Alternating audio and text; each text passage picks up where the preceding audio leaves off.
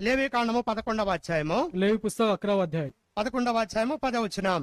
11वा अध्याय 10 वचनापासून. సముద్రములలోనేమి నదులలోనేమి సమస్త జలచరములలోను సమస్త జల జంతువులలోను వేటికి రెక్కలు పొలుసులు ఉండవు, అవన్నీ మీకు హేయములు.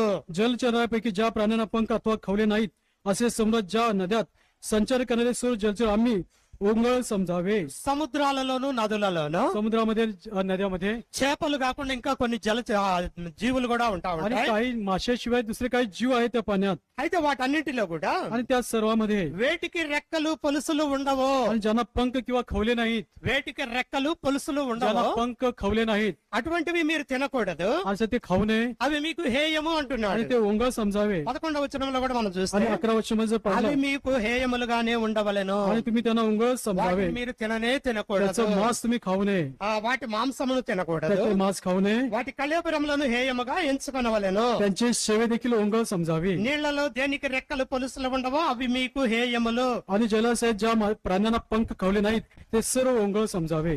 నీళ్లలో ఏవైతే రెక్కలు పొలుసులు ఉండవో आणि जलात जे ज्यांना पंख खवले नाहीत ఆ పొలుసులు లేనటువంటివి మనం తినకూడదు आणि అంటున్నాడు. त्यांना खाऊ नये, ज्यांना पंख खवले नाहीत. కొన్ని రకాలైనటువంటి చేపలు ఉన్నాయి, आणि वेगवेगळ्या प्रकारचे मासे आहेत, వాటికి పొలుసులు అనేటువంటివి ఉండవు, त्यांना खवले नसतात, ఆ పాముల్లాగానే ఉంటాయి అవి. सापाप्रमाणे असतील, అటువంటి వాటిని తినకూడదు అంటున్నాడు. त्यांना खाऊ नये असं सांगत आहे. పొలుసులు లేనటువంటివి తినకూడదు आणि అంటున్నాడు. ज्यांना खवले नाही त्यांना खाऊ नये. వల వేసినప్పుడు जेव्हा जाळे टाकतो అటువంటివి కూడా పడతా ఉంటాయి కనుక असे देखील सापडतात. వాటిని ఏమంటున్నాడు అంటే त्यांना काय म्हणतो చెడ్డవి ते అంటున్నాడు. वाईट आहे. కాబట్టి చెడ్డ వాటిని మనము తినకూడదు.